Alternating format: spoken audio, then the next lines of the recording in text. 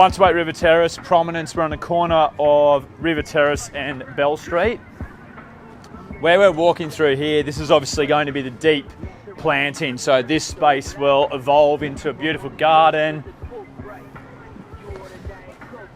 You can actually get a really good feel as well to your left. That'll actually be the entryway in the private lobby. So if you can follow this line of blockwork, that'll essentially become a ramped area. And then this area here, as I said, will just have beautiful lush gardens the whole way through. You can get a pretty good feel for where the guys are up to. Obviously the kitchen's fit out's almost done. The only thing that's missing there is obviously that boxed range hood that's externally extracted. That'll be taken out. Shelving, cabinetry, all that's done. The unique feature around the sliding doors, so this actually conceals our TV unit behind. Although the weather is beautiful and warm in Queensland, for those cold nights of the year, you do have a fireplace as well, naturally gas operated. I love the detailing around the marble as well. So I think one thing that was quite prevalent in this design was the Melbourne interior design firm Tecture, and they wanted to create something that was, a little moody, not going with that super muted, clean white and brown. So introducing that grey marble, and I love it because the Portsea marble definitely just brings a little bit of extra life to the layout and design. One of the other unique features as well is we've got this beautiful expansive floor. The timber floors won't be laid in Residence 1 and until practical completion, so a couple of weeks' time.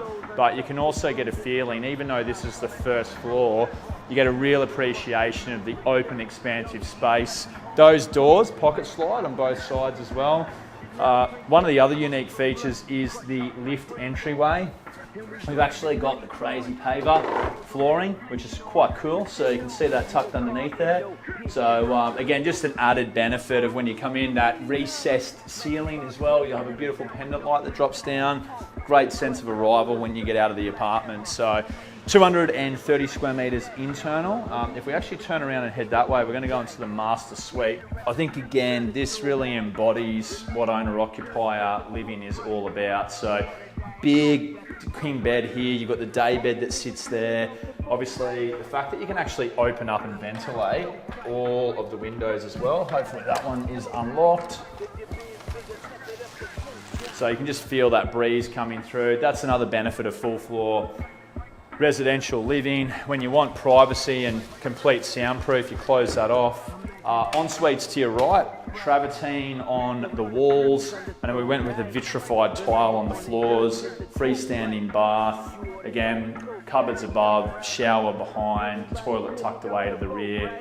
So it's always a little unpretty when you walk through a property at this stage, but it's really giving you that context of space. And even when you look at the wardrobes, you can get a true appreciation of just how much hanging space exists here. So we're talking about 10 linear metres of hanging space in total, storage underneath. So again, really considered approach here. Unfortunately, with this style of project as well, when you do have a smaller building that you're selling, typically you won't get a sales display. So with this, we had to really rely on the renders of the design and the floor plan. But even when you look at the bathroom to your right there, you get appreciation again of just how well thought out the layout is. I love this vertical lay of the subway cut tiles. I've never seen this before. Typically they'll go horizontal, but what it's doing is accentuating the ceiling height. So just those little details, they get framed by the travertine that is prevalent right throughout. They've even done skirting boards in travertine as well. Even the powder room over here with the Portsea marble again, we had a lot of that marble left over. So rather than wasting it, it just made perfect sense to obviously find a feature. So that'll be the guest bathroom. But again, 230 square metres, 5 apartments in the building, and you've got a rooftop that is for access of all 5 residents. So what we do have left is the sub penthouse and level 3. Both those residents afford fantastic views. We might even just go for a quick walk up and I'll show you the level 4 view just so you can get a feeling of what that looks like. Uninterrupted, never to be built out. One of the other beautiful parts about River Terrace is that's due north and obviously west is behind us. So when you want to escape the reprieve of the western sun, you can actually open the northern facade.